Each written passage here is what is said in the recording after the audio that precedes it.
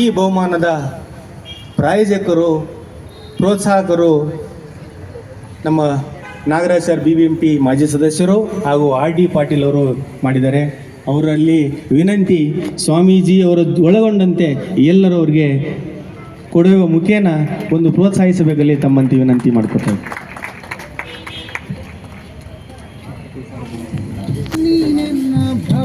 ಅದರ ಜೊತೆಯಲ್ಲಿ 25,000ಗಳ ಹಣದ ಜೊತೆಯಲ್ಲಿ ಹೆಚ್ಚು ಮುಂದಿನ ದಿನಗಳಲ್ಲಿ ಅವರು ಕೂಡ ಇನ್ನೋರ್ವರಿಗೆ ತರಬೇತಿಯನ್ನು ಕೊಡಲಿ ಅಂತ ನಮ್ಮ ಬಸವನಗರದ ಬಸವ ಸಮಿತಿ ವತಿಯಿಂದ ಕೊಡ್ತಾ ಇದ್ದಾರೆ.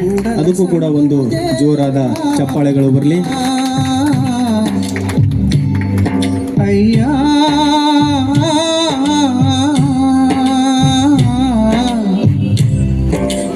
ಕೂಡಲ ಸಂಗಮ ದೇವಾ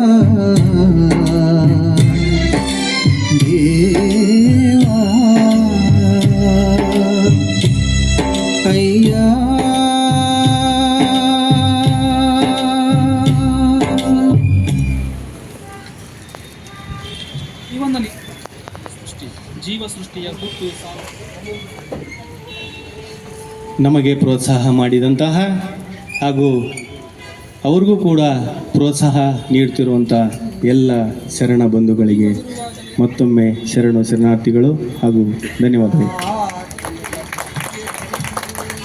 ಈ ಸಭೆಯನ್ನು ಕುರಿತು ಅವರ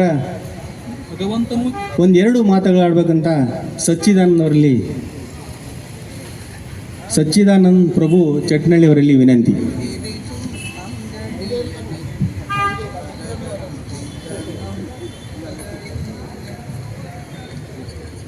ಬಂಧನವ ಬಿಡುವುದು ಗುರುವೇ ಶರಣು, ಗುರು ಲಿಂಗವೇ ಶರಣು, ಹರಿ ಬ್ರಹ್ಮಾದಿಗಳ ಗೋಚರವಾದ ಕೂಡಲ ಚನ್ನ ಸಂಗಯನೆಂಬ ಲಿಂಗವ ತೋರಿದ ಬಸವ ಗುರುವೇ ಶರಣು ಶರಣ.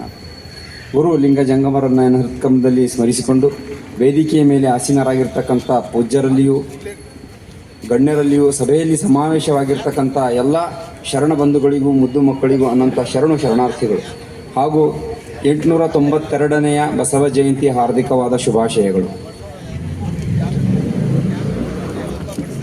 ಗುರು ಬಸವಣ್ಣನವರ ಒಂದು ಅವತಾರ, ಅದು ಮನುಕುಲದ ಸೂರ್ಯನ ಅವತಾರ ಅಂತಲೇ ನಾವು ಹೇಳ್ಬೋದು. ಈ ಕೊರೋನಾ ಟೈಮಲ್ಲಿ ನಾವು ಚಿಕ್ಕವರಿರುವಾಗ ಟಿ ವಿಯಲ್ಲಿ ಒಂದು ಧಾರಾವಾಹಿ ಬರ್ತಿತ್ತು. ಅದು ಕೊರೋನಾ ಟೈಮಲ್ಲಿ ರಿಪೀಟ್ ಮಾಡಿದ್ರ ಅದರ ಹೆಸರು ಅಲಿಫ್ ಲೈಲಾ ಅಂತ ಧಾರಾವಾಹಿ ಹೆಸರು. ಅರೇಬಿಯನ್ ನೈಟ್ಸ್ ಅಂತ ಕಥೆಗಳು ಬರ್ತವೆ. ನಮ್ಮಲ್ಲಿ ಹಂಗೆ ಚಂದ ಮಾಮ ಅಂತೆಲ್ಲ ಬರ್ತಾವಲ್ಲ, ಅರೇಬಿಯನ್ ನೈಟ್ಸ್ ಅಂತ ಕಥೆ ಇರ್ತವೆ. ಅದರಲ್ಲಿ ಸಿಂಧಬಾದ್ ಅಂತ ಧಾರಾವಾಹಿಯಲ್ಲಿ ಹೀರೋ ಇದ್ದ. ಅದ್ರ ನನಗೆ ಸ್ವಲ್ಪ ಸಣ್ಣನಿದ್ದಾಗ ನೋಡಿದ್ದು ನಾನು ಫಸ್ಟೇ. ಅದು ಅಲ್ಲೇನಾಗಿತ್ತು, ಆ ಧಾರಾವಾಹಿಯಲ್ಲಿ ಒಬ್ಬ ರಾಜನೋ ಅಥವಾ ರಾಜ ಇರ್ತಾನೆ. ಅದರಲ್ಲಿ ಅವನೇನು ಮಾಡಿರ್ತಾನೆ, ತನ್ನ ಪ್ರಾಣ ತನ್ನ ದೇಹದಲ್ಲಿ ಇಟ್ಕೊಂಡಿರಲ್ಲ.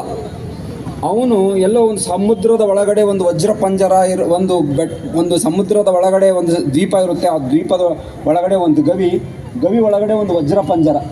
ಆ ವಜ್ರ ಪಂಜರದೊಳಗೆ ಒಂದು ಬಂಗಾರದ ಗಿಳಿ ಇರುತ್ತೆ. ಆ ಬಂಗಾರದ ಗಿಳಿಯೊಳಗೆ ತನ್ನ ಪ್ರಾಣ ಇಟ್ಟಿರ್ತಾನೆ. ಅದ್ರ ಸೀಕ್ರೆಟ್ ಯಾರಿಗೂ ಗೊತ್ತಿರೋ. ಅವ್ನು ಯಾರ ಜೊತೆ ಯುದ್ಧ ಮಾಡಿದ್ರು ಏನಾದರೂ ಅವ್ನು ಸಾಯೋದೇ ಇಲ್ಲ. ಅವನಿಗೆ ಯಾರು ಹೊಡೆದ್ರು ಏನಾದರೂ ಸಾಯೋದಿಲ್ಲ. ಆದರೆ ಹೇಗೆ ಸಾಯ್ತಿದ್ದ ಅಂತಂದರೆ, ಆ ಗಿಳಿಯನ್ನು ಸಾಯಿಸಿದರೆ ಮಾತ್ರ ಇವನು ಸಾಯಿಸ್ತಿದ್ದ. ಹೀಗಾಗಿ ಅವನು ಅಜರಾಮರ ಆಗಿದ್ದ ಅಂತ ಆ ಕಥೆಯಲ್ಲಿ ಬರ್ತದೆ, ಅಮರವಾಗಿದ್ದ ಅಂತ. ಅದೇ ರೀತಿ ಗುರು ಬಸವಣ್ಣನವರು 12ನೇ ಶತಮಾನದಲ್ಲಿ ಸಾಮಾಜಿಕ ಕ್ರಾಂತಿ, ಧಾರ್ಮಿಕ ಕ್ರಾಂತಿ, ಆರ್ಥಿಕ ಕ್ರಾಂತಿ ಎಲ್ಲ ಬಹಳ ದೊಡ್ಡ ಕ್ರಾಂತಿಯನ್ನು ಮಾಡಿದ್ರು. ಅವತ್ತು ಇಡೀ ಮನುಕುಲ ಕಂಡರಿಯದಂಥ ಕ್ರಾಂತಿ ಅದು. ಮನುಕುಲವೆಂಬ ಮಹಾವೃಕ್ಷ ಸಾವಿರ ವರ್ಷಗಳಿಗೊಮ್ಮೆ ಜನ್ಮ ತಳೆಯುವಂಥ ಅಪರೂಪದ ಪುಷ್ಪ ಗುರು ಬಸವಣ್ಣನವರು. ಆ ಕರ್ತನೆಂಬ ಕಲಾವಿದನು ಮನುಕುಲದ ಇತಿಹಾಸದ ಭಿತ್ತಿಯ ಮೇಲೆ ಮೂಡಿಸತಕ್ಕಂಥ ಒಂದು ಸುಂದರ ಚಿತ್ರ ಗುರು ಬಸವಣ್ಣವರು. ಇಂಥ ಎಲ್ಲ ಕ್ರಾಂತಿಯನ್ನು ಮಾಡಲಿಕ್ಕೆ ಅವರು ಸಾಧನವಾಗಿ ಬಳಸ್ಕೊಂಡಿರ್ತಕ್ಕಂಥದ್ದು ವಚನ ಸಾಹಿತ್ಯ. ವಚನ ಸಾಹಿತ್ಯದ ಮುಖೇನವಾಗಿ ಸಮಾಜದಲ್ಲಿ ಅದ್ಭುತವಾದ ಕ್ರಾಂತಿಯನ್ನು ತಂದರು. ಸಾಧೆಲೆ ಬಸವ ಓದು ಕಲಿಯಿತು ಜನವು, ಹೋದಲ್ಲಿ ಹೊಸ ಮಾತು ಕೇಳಿದವು, ಮೇದಿನಿಗೆ ಬಂತು ಹೊಸ ಬೆಳಕು. ಎಲ್ಲ ಬಲ್ಲಿದನಯ್ಯ ಕಲ್ಯಾಣ ಬಸವಯ್ಯ, ಚೆಲ್ಲಿದನು ತಂದು ಶಿವಬೆಳಕ ನಾಡೊಳಗೆ ಸೊಲ್ಲೆತ್ತಿನ ಜನವು ಹಾಡುವುದು. ಬಸವಣ್ಣವರು ಆ ಶಿವನ ಬೆಳಕು, ಪರಮಾತ್ಮ ಲಿಂಗ ದೇವನ ಬೆಳಕನ್ನು ತಂದು ಕೊಡಲಿಲ್ಲ. ಒಬ್ಬೊಬ್ಬರಿಗೆ ಕೊಟ್ಟಿದ್ದಾರಂದರೆ ಒಬ್ರಿಗೆ ಸ್ವಲ್ಪ ಕೊಟ್ಟರು, ಒಬ್ರಿಗೆ ಜಾಸ್ತಿ ಕೊಟ್ಟರು ಅಂತಾಗುತ್ತೆ. ಆದರೆ ಅವ್ರು ಚೆಲ್ಲಿದ್ರು ತಮ್ಮ ತಮ್ಮ ಸಾಮರ್ಥ್ಯಕ್ಕೆ ಎಷ್ಟು ಬೇಕೋ ಅಷ್ಟು ತಗೊಳ್ರಿ ಅಂತ ಪರಮಾತ್ಮನ ಕಾರುಣ್ಯ. ಹಾಗಾಗಿ ಎಲ್ಲರೂ ಎಲ್ಲ ಜಾತಿ ವರ್ಗ ಕಾಯಕದ ಎಲ್ಲದವರು ಆ ಒಂದು ಇಷ್ಟಲಿಂಗ ದೀಕ್ಷೆಯನ್ನು ಧರಿಸಿ ಭಕ್ತರಾಗಲಿಕ್ಕೆ ಸಾಧ್ಯವಾಯಿತು. ಇಂಥ ಒಂದು ಕ್ರಾಂತಿಗೆ ತಾವು ಬಳಸಿಕೊಂಡಿರ್ತಕ್ಕಂಥ ಒಂದು ಸಾಧನ ಅದು ವಚನ ಸಾಹಿತ್ಯ.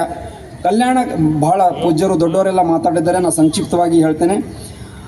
ವಚನ ಸಾಹಿತ್ಯ ಹೀಗಾಗ ವಾದ ಕಾರ್ಯಗಳಿಂದ ಒಂದು ಅಂತರ್ವರ್ಣೀಯ ವಿವಾಹ ಬರೀ ನೆಪ ಮಾತ್ರ ಅವರು ಒಂದು ಮಾಡಿರ್ತಕ್ಕಂಥ ಸಮಗ್ರ ಕ್ರಾಂತಿಯಿಂದಾಗಿ ಅಲ್ಲಿ ವೈದಿಕ ಪರಂಪರೆ ಅದನ್ನು ಸಹಿಸಿಕೊಳ್ಳಾರದೆ ಕಲ್ಯಾಣ ಕ್ರಾಂತಿ ಆಗ್ತಕ್ಕಂಥ ಸಂದರ್ಭದಲ್ಲಿ ಅವರಿಗೆ ಗಡೀಪಾರು ಶಿಕ್ಷೆ ಆಗುತ್ತೆ.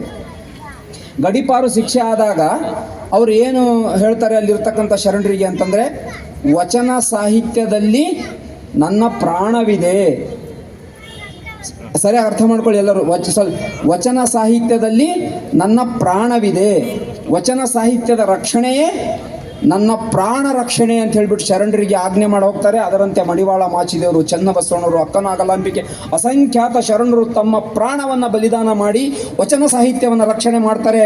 ಅಲ್ಲಿಗೆ ವಚನ ಸಾಹಿತ್ಯ ಉಳಿತು, ಗುರು ಬಸವಣ್ಣನವರ ಪ್ರಾಣ ಉಳಿತು.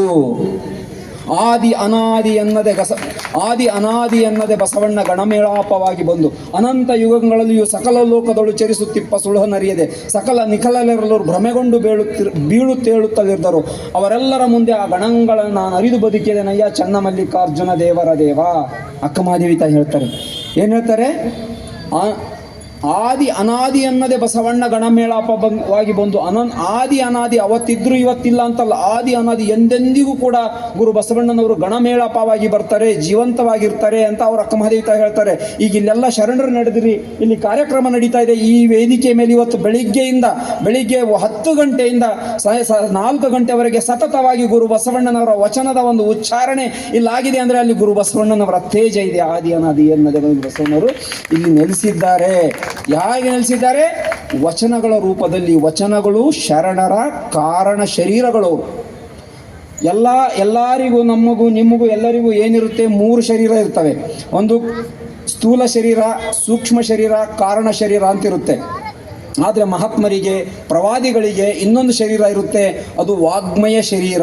ಅವರು ಈ ಸ್ಥೂಲ ಸೂಕ್ಷ್ಮ ಕಾರಣ ಶರೀರಗಳ ಮೂಲಕವಾಗಿ ಈ ಭೂಮಿ ಮೇಲೆ ಇಲ್ಲದೇ ಇದ್ರೂ ಕೂಡ ಎಂದೆಂದಿಗೂ ಕೂಡ ತಮ್ಮ ವಾಗ್ಮಯ ಶರೀರದ ಮೂಲಕ ಜೀವಂತವಾಗಿರ್ತಾರೆ. ಅಂಥ ವಾಗ್ಮಯ ಶರೀರವನ್ನು ಆರಾಧಿಸ್ತಕ್ಕಂಥ ಕಾರ್ಯ ಇವತ್ತು ಬಸವ ಸೇವಾ ಬಳಗ ಮಾಡಿದೆ.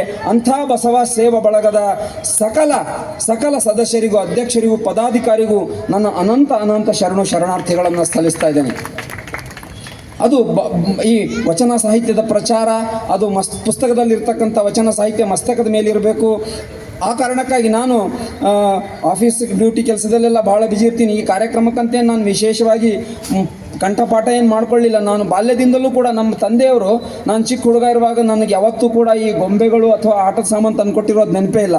ನಾನು ಅಕ್ಷರ ಓದ್ಲಿಕ್ಕೆ ಬರುವಾಗಿನಿಂದಲೂ ಕೂಡ ಅವರು ನನಗೆ ವಚನ ಸಾಹಿತ್ಯದ ಪುಸ್ತಕಗಳನ್ನು ನನಗೆ ತಂದು ಕೊಡ್ತಾರೆ. ಹೀಗಾಗಿ ಜೀವನದಲ್ಲಿ ಸಹಜವಾಗಿ ಓದ್ಕೊಂಡಿರ್ತಕ್ಕಂಥ ವಚನಗಳನ್ನು ನಾನು ಇಲ್ಲಿ ನನಗೆ ಬರೋ ವಚನಗಳನ್ನು ಲಿಸ್ಟ್ ಮಾಡ್ಕೊಂಡು ತಂದಿದ್ದೇನೆ ಹೊರತು ನಾನು ಅದಕ್ಕೆ ವಿಶೇಷ ಒಂದು ಕಂಠಪಾಠ ಅಂತ ಮಾಡಲಿಲ್ಲ. ನಮ್ಮ ತಂದೆಯವರು ಕೊಟ್ಟಿರ್ತಕ್ಕಂಥ ಸಂಸ್ಕಾರ ಜೊತೆಗೆ ಪೂಜ್ಯ ಶ್ರೀ ಲಿಂಗೈಕ್ಯ ಮಾತೆ ಮಹಾದೇವಿಯವರ ಸನ್ನಿಧಿಯಲ್ಲಿ ನಾನು ಸಾಕಷ್ಟು ವರ್ಷಗಳ ಕಾಲ ಅಲ್ಲಿ ಬೆಳೆದಿರೋದ್ರಿಂದ ಅವರ ಒಂದು ಹೇಳಿದರೆ ಅವರು ಪ್ರವಚನಗಳನ್ನು ಸಾಕಷ್ಟು ಪೂಜ್ಯ ಲಿಂಗಾನಂದ ಸ್ವಾಮೀಜಿಯವರು ಪ್ರವಚನಗಳನ್ನು ಕೇಳಿರೋದ್ರಿಂದ ಸಹಜವಾಗಿ ವಚನ ಸಾಹಿತ್ಯ ನನ್ನಲ್ಲಿ ಅಳವಟ್ಟಿದೆ. ನಾನು ಆ ಮಾತು ಬಂದಾಗಿನಿಂದಲೂ ವಚನ ಸಾಹಿತ್ಯನೇ ಕಲ್ತ್ಕೊಂಡು ಬೆಳೆದಿರತಕ್ಕಂಥವ್ರು. ಏಕೆಂದರೆ ಗುರು ಬಸವಣ್ಣನವರ ಶಕ್ತಿ ಅಂಥದ್ದಿದೆ, ಬಹಳ ಆಗಾದಿದೆ. ಇವತ್ತು ಗುರು ಬಸವಣ್ಣರ ಜಯಂತಿ ಇರೋದ್ರಿಂದ ಗುರು ಬಸವಣ್ಣನವರ ಹುಟ್ಟಿನ ಹಿನ್ನೆಲೆಯನ್ನು ಒಂದು 2 ನಿಮಿಷದಲ್ಲಿ ನಾನು ವಿವರಿಸಿ ನನ್ನ ಮಾತುಗಳನ್ನು ಮುಗಿಸುವಂತವನಾಗ್ತೇನೆ. ಈ ಜಗತ್ತಿನಲ್ಲಿ ಆ ಗುರು ಬಸವಣ್ಣನವರ ಅವತಾರ ಅದು ಮನುಕುಲ, ಒಂದು ಸೂರ್ಯನ ಅವತಾರ ಅಂತ ನಾನು ಹೇಳಿದ್ನಲ್ಲ. ಈ ಜಗತ್ತಿನಲ್ಲಿ ಹುಟ್ಟಿರ್ತಕ್ಕಂಥ ಎಲ್ಲ ಪ್ರವಾದಿಗಳಲ್ಲಿಯೂ ಗುರು ಬಸವಣ್ಣನವರ ಜನನ ಒಂದು ಅತ್ಯಂತ ವೈಶಿಷ್ಟ್ಯವಾಗಿರ್ತಕ್ಕಂಥದ್ದು. ಅದು ಮನುಕುಲದ ಕತ್ತಲೆಯನ್ನು ಕಳೀಲಿಕ್ಕೆ ಹುಟ್ಟಿರ್ತಕ್ಕಂಥದ್ದು. ದೀನ, ದಲಿತ, ಬಡವ, ಬಲ್ಲಿದ, ಮೇಲು ಕೀಳು ಅಂತಕ್ಕಂಥ ಎಲ್ಲ ಭಾವನೆಗಳನ್ನು ತೊಡೆದು ಹಾಕಿ ಮಾನವರೆಲ್ಲರೂ ಒಂದೇ, ದೇವನೊಬ್ಬನೇ ತಂದೆ ಎಂದು ಸಾರಲಿಕ್ಕೆ ಆಗಿರ್ತಕ್ಕಂಥ ಅವತಾರ ಗುರು ಬಸವಣ್ಣನ ಅವತಾರ. ಇದಕ್ಕೊಂದು ಕಂಪ್ಯಾರಿಸನ್ ನಾವು ಕೊಡೋದಾದರೆ, ಈಗ ನಾವು ಈ ಇಡೀ ಜಗತ್ತಿನ ತುಂಬ ಹಬ್ಬಿರ್ತಕ್ಕಂಥ ಇವತ್ತು ಕ್ರಿಶ್ಚಿಯನ್ ಧರ್ಮ ಬಹಳ ದೊಡ್ಡ ಧರ್ಮ. ಕ್ರಿಶ್ಚಿಯನ್ ಧರ್ಮದ ಧರ್ಮಗುರು ಯೇಸು ಕ್ರಿಸ್ತ ಅಂತ ನಾವು ಕರಿತೇವೆ. ಅಂತಹ ಮಹಾಗುರುವಿನ ಯೇಸು ಕ್ರಿಸ್ತನ ಹುಟ್ಟಿದ ಹಿನ್ನೆಲೆಯನ್ನು ನಾವು ಒಂದು ಸಂಕ್ಷಿಪ್ತವಾಗಿ ಅರ್ಥ ಮಾಡ್ಕೊಳ್ಳೋದಾದರೆ, ಅಲ್ಲಿ ಯೇಸು ಕ್ರಿಸ್ತಪೂರ್ವ 2-3ನೇ ಶತಮಾನದಲ್ಲಿ ಹುಟ್ಟಿರ್ತಕ್ಕಂಥದ್ದು. ಅವ್ರು ಹುಟ್ಟತಕ್ಕಂಥ ಮುಂಚೆ ಈಗ ನಮ್ಮ ವಚನ ಸಾಹಿತ್ಯದಲ್ಲಿ ಏನೋ ಒಂದು ಕಾಲಜ್ಞಾನ ಸಾಹಿತ್ಯ ಇದೆ ಅಲ್ಲ, ಅಲ್ಲಿ ಒಂದು ಕಾಲಜ್ಞಾನ ಇತ್ತು. ಆ ವೆಸ್ಟರ್ನ್ ಕಂಟ್ರೀಸಲ್ಲಿ ಬೆತ್ಲೆಹೇಮ್ ಸುತ್ತಮುತ್ತ ಒಂದು ಕಾಲಜ್ಞಾನ ಇತ್ತು. ಏನು ಆ ಕಾಲಜ್ಞಾನ ಇತ್ತು ಅಂದರೆ, ಈ ಒಂದು ಒಬ್ಬ ಇಲ್ಲಿ ಮಹಾತ್ಮ ಹುಟ್ಟುತ್ತಾನೆ, ಈ ಭಾಗದಲ್ಲಿ ಒಬ್ಬ ಮಹಾತ್ಮ ಹುಟ್ಟುತ್ತಾನೆ, ಸ್ವಲ್ಪ ದಿವಸದಲ್ಲಿ 2-3 ವರ್ಷದಲ್ಲಿ ಮಹಾತ್ಮ ಹುಟ್ಟುತ್ತಾನೆ, ಅವನು ಇಡೀ ಜಗತ್ತನ್ನು ಆಳ್ತಾನೆ, ಯಹೂದಿಗಳ ಲೋಕವನ್ನು ಅವನು ಆಳ್ತಾನೆ ಅಂತಕ್ಕಂಥ ಕಾಲಜ್ಞಾನ ಅಲ್ಲಿ ಹೇಳ್ತಿದ್ರು. ಅಂಥ ಸಂದರ್ಭದಲ್ಲಿ ಆ ದೇಶದಲ್ಲಿ ಒಬ್ಬ ಕಿಂಗ್ ಹೆರೋಡ್ ರಾಜ ಹೆರೋಡ್ ಅಂತಕ್ಕಂಥ ಒಬ್ಬ ರಾಜ ಅಲ್ಲಿ ಆಳ್ವಿಕೆ ನಡೆಸ್ತಾ ಇರ್ತಾನೆ. ಹಾಗೆ ಆಳ್ವಿಕೆ ನಡೆಸ್ತಕ್ಕಂಥ ಸಂದರ್ಭದಲ್ಲಿ ಅವನೇನು ಮಾಡ್ತಾನೆ, ಅವನು ಈ ಕಾಲಜ್ಞಾನವನ್ನು ಅಪಾರ್ಥ ಮಾಡಿಕೊಂಡು ನನ್ನ ರಾಜ್ಯವನ್ನೇ ಅವನು ಹುಟ್ಟತಕ್ಕಂಥ ವ್ಯಕ್ತಿ ಕಿತ್ಕೋತಾನೆ ಅಂತ ಹೇಳ್ಬಿಟ್ಟು ಅವನೇನು ಮಾಡ್ತಾನೆ, ತನ್ನ ಬೆತ್ಲೆಹೇಮಿನ ಸುತ್ತಮುತ್ತ ತನ್ನ ರಾಜ್ಯದಲ್ಲಿ ಹುಟ್ಟಿರ್ತಕ್ಕಂಥ 4 ವರ್ಷದ ಎಲ್ಲ ಮಕ್ಕಳನ್ನು 2 ವರ್ಷದ ಕಾಲದವರೆಗೆ ಹತ್ಯೆ ಮಾಡ್ತಾನೆ. 2 ವರ್ಷದ ಕಾಲದವರೆಗೂ 4 ವರ್ಷ ವಯಸ್ಸಿನ ಗಂಡು ಮಕ್ಕಳನ್ನು ತನ್ನ ರಾಜ್ಯದ ಸುತ್ತಮುತ್ತಲನ್ನು ಹತ್ಯೆಯನ್ನು ಮಾಡ್ತಾನೆ. ಇದು ಬೈಬಲ್ನಲ್ಲಿ ಮೆಸಕ್ರೆ ಆಫ್ ಇನ್ನೋಸೆನ್ಸ್ ಅಂತ ದಾಖಲಾಗಿದೆ. ಬೈಬಲಲ್ಲಿ ಮೆಸಕ್ರೆ ಆಫ್ ಇನ್ನೋಸೆನ್ಸ್ ಅಂತ ದಾಖಲೆ ಆಗಿದೆ. ಹಾಗೆ ಗುರು ಬಸವಣ್ಣನವರು ಒಬ್ಬ ಮಹಾತ್ಮ, ಅದನ್ನು ಕ್ರಿಶ್ಚಿಯಾನಿಟಿ ಅವರು ಏನು ಮಾಡ್ತಾರೆ, ಅರ್ಲಿ ಮ್ಯಾಟ್ರಿಯಸ್ ಡೇ ಅಂತ ಮಾಡ್ತಾರೆ. ಆದರೆ ಗುರು ಬಸವಣ್ಣನವರು ಹುಟ್ಟತಕ್ಕಂಥ ಸಂದರ್ಭದಲ್ಲಿ ಏನಾಯಿತು ಅಂತಂದರೆ, ಅವರ ತಂದೆ ಸಂಕ್ಷಿಪ್ತ ಮುಗಿತಿದ್ದನ್ನು ಅಷ್ಟು ಅರ್ಧ ಆಗಿಬಿಡುತ್ತೆ, ಇಲ್ಲಾಂದ್ರೆ 1 ನಿಮಿಷದಲ್ಲಿ ಮುಗಿಸ್ಬಿಡ್ತೀನಿ.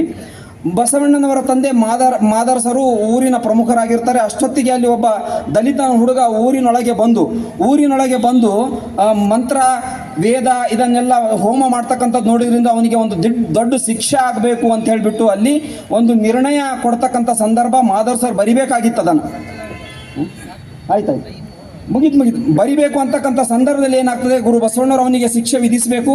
ಅಷ್ಟೊತ್ತಲ್ಲೇ ಮಾದರಸರು ಶಿಕ್ಷೆ ವಿಧಿಸಬೇಕು. ಅಲ್ಲಿ ಮನೆಯಿಂದ ಸುದ್ದಿ ಬರ್ತದೆ, ನಿಮಗೆ ಪುತ್ರೋತ್ಸವ ಆಗಿದೆ ಅಂತ, ನಿಮ್ಮ ಮನೆಯಲ್ಲಿ ಒಬ್ಬ ಮಗ ಹುಟ್ಟಿದ್ದಾನೆ ಅಂತ ಮಾದರಸರಿಗೆ ಸುದ್ದಿ ಬರುತ್ತೆ. ಆವಾಗ ಮಾದರಸರು ತಮ್ಮ ಲೆಕ್ಕಣಿಕೆಯಿಂದ ಆ ದಲಿತರ ಹುಡುಗನಿಗೆ ಶಿಕ್ಷೆ